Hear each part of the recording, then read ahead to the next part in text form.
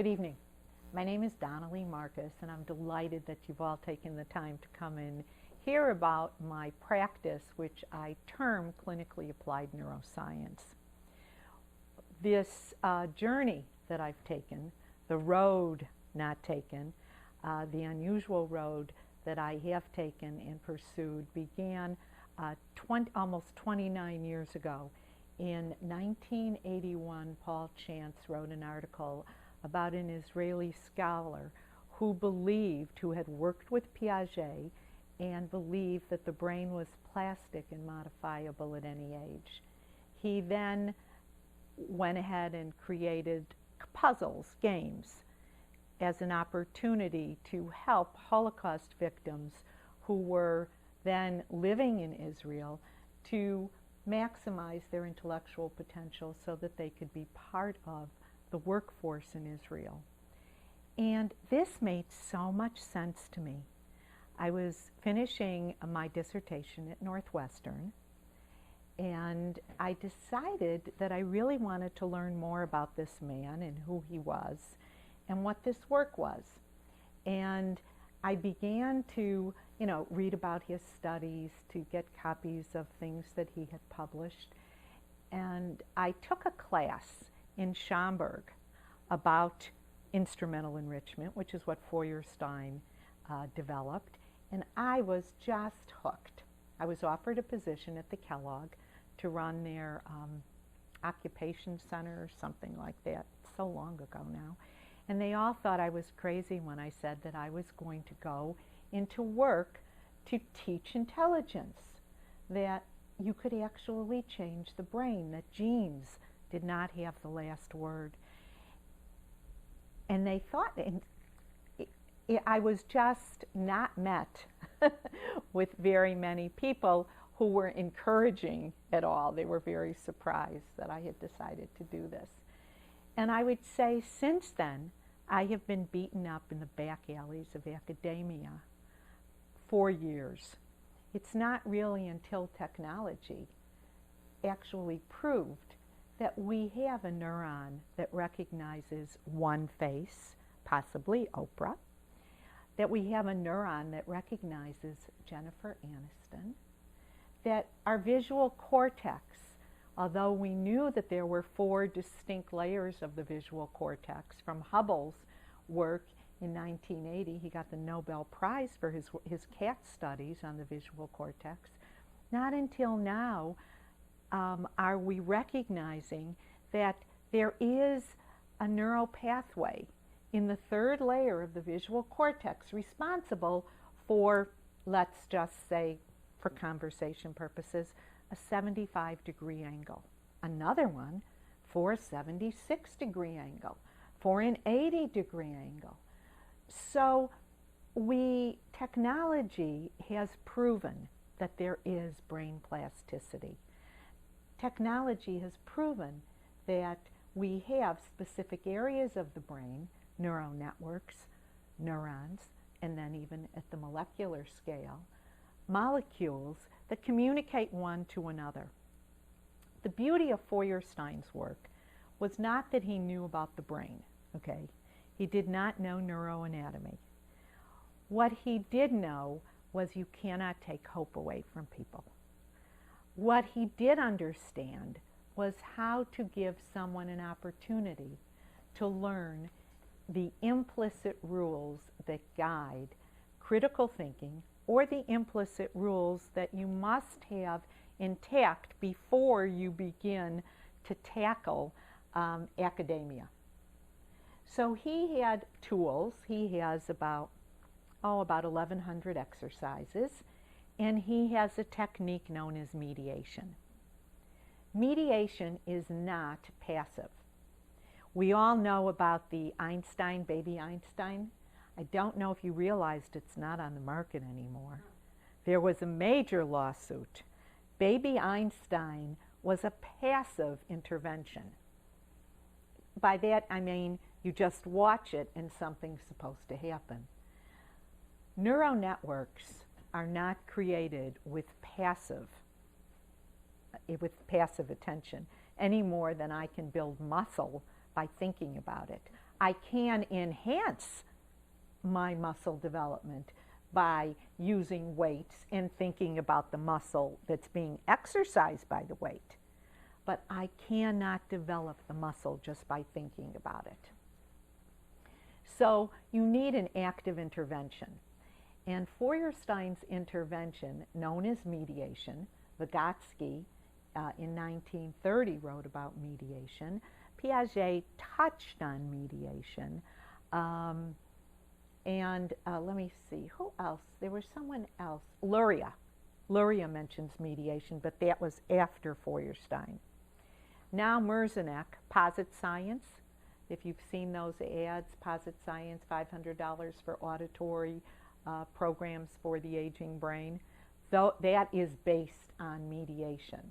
Merzenich's work recognizes that we can only make changes in human beings and animals if we have an active program, if we have intention, we have the animal or the person's attention, and there's meaning in what we're doing. In other words, you're not just doing a puzzle. There's a reason why you're doing it. And that reason goes beyond your initial experience. It transcends to generalize to all other activities. At this point, or 6 weeks ago, the only people that really could, benefit from my work, since I don't train and I don't sell the tools, because you can't just sell the tool. Someone has to know how to use the tool. And until this point, it was restricted to people who could come and work with me, even if they came from Turkey or they came from Ireland, Hawaii, California. They came from far away. But I wanted to make it available to more people.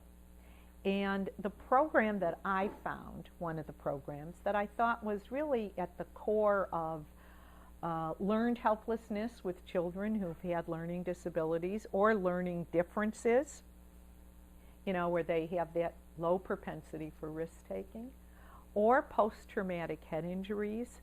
I've never seen a post-traumatic head injured case that maintained their metacognitive conversation. It's really quiet in there, they say, when I ask them what's going on. It's so quiet. Even in the grocery store, it's just so quiet. We don't appreciate how much conversation is going on in there.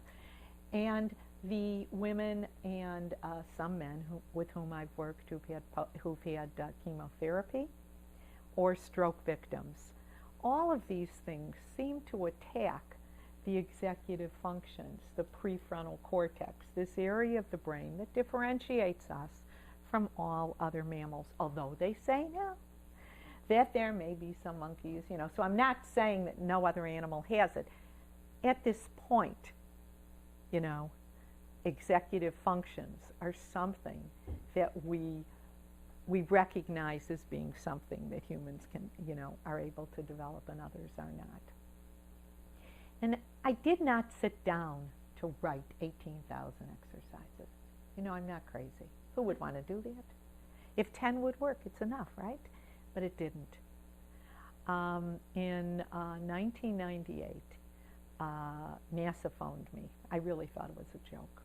It was Chris Williams. She said she had heard about my work and she was anxious to speak with me about working with our top scientists and engineers. Well, was I excited? You don't even want to know. And Chris came to see my work and to work with me. She walked in. She took a 9:30 flight in. She pulled up on the driveway at my home office, about 10:15, and she left at 8:15 or 8:30 that evening. I swear I wanted to push her out the door. I was exhausted. I felt she had taken every neuron. There was nothing left. And that began a wonderful, wonderful 7 or 8 year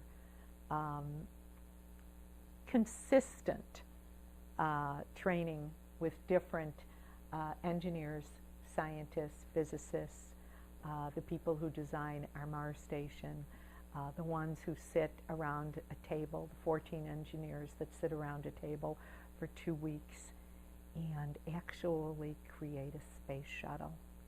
I mean, it just is, I mean, these people were so brilliant, so wonderful.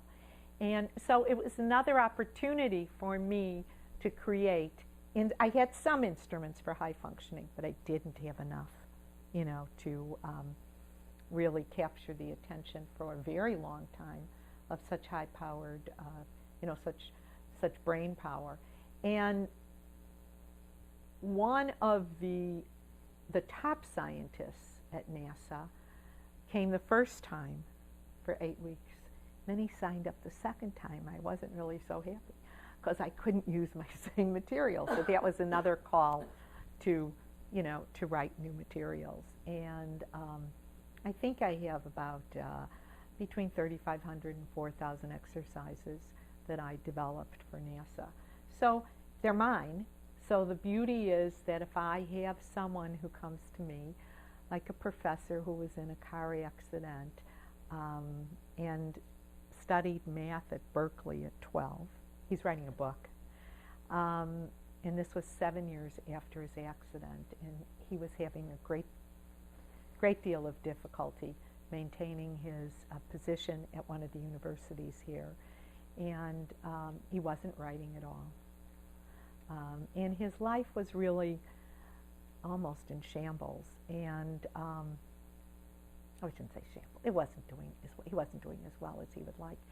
And when he came, I was able to use many or most of my NASA work with this man to help him regain those skills that he had before.